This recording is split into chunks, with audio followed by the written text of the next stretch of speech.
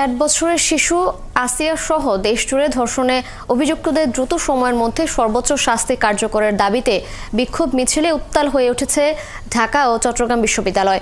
আপনি যদি আমাদের নিরাপত্তা না দিতে পারেন তাহলে আপনার ওখানে বসার কোনো অধিকার নেই। আপনি অবিলম্বে পদত্যাগ করতে হবে। আমরা স্বাধীন, আসলে আমরা স্বাধীন না। আমার রাষ্ট্র আমাকে কি নিরাপত্তা দেয়? একটা ব্যর্থ সরকার, তার কাছে আর কিছু আশা করা যায় না। আমরা এটা মেনে নিয়েছি যে এই সরকারটা ব্যর্থ হয়েছে, পুরোপুরিভাবে ব্যর্থ হয়েছে। আপনাদের আগে যারা ক্ষমতায় ছিল তাদেরকে ক্ষমতা থেকে কিভাবে পালাতে হয়েছে সেই দৃষ্টান্ত বাংলার জমিনে আজকেও আছে।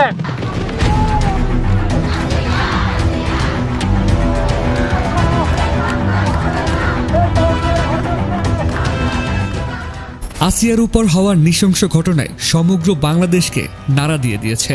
এই ধর্ষণের প্রতিবাদে বাংলাদেশের প্রত্যেকটি প্রান্তে ছাত্র জনতা থেকে শুরু করে সাধারণ জনগণ আন্দোলনে নেমেছে।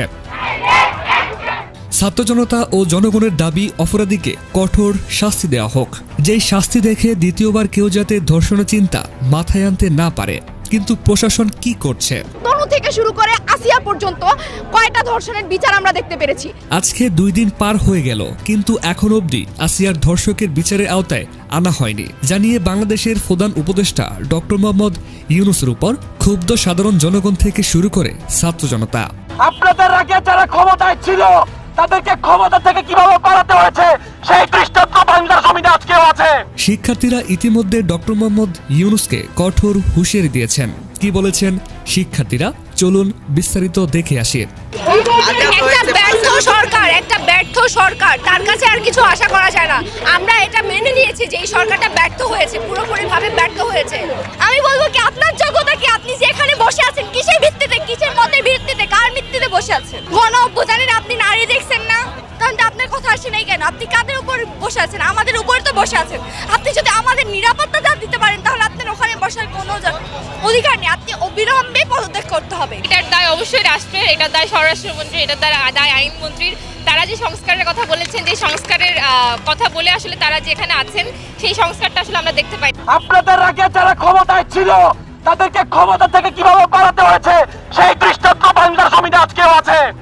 সেই কথা আপনারা ভুলে যাবেন না। ইন্টারিম সরকার কি সরকার না? তাহলে কিছু করতে পারে না কেন? কেন যদি নাই করতে পারবেন তাহলে আপনি কেন অ্যাডভাইজারি বোর্ডে আছেন? আপনি নেমে যান। আপনি এমন সুযোগ কাকে যান যে সত্য হাতে ধরতে জানে।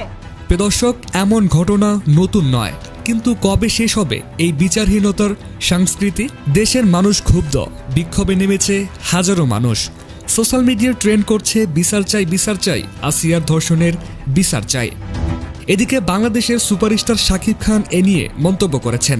তিনি বলেছেন, আসিয়ার ধর্ষকের কঠিন বিচার হওয়া উচিত। এটা শুধু আসিয়ার বিচার নয়, এটা সমস্ত নারীর নিরাপত্তার প্রশ্ন। ন্যায় বিচার না হলে আমি নিজেই আন্দোলনে নামব।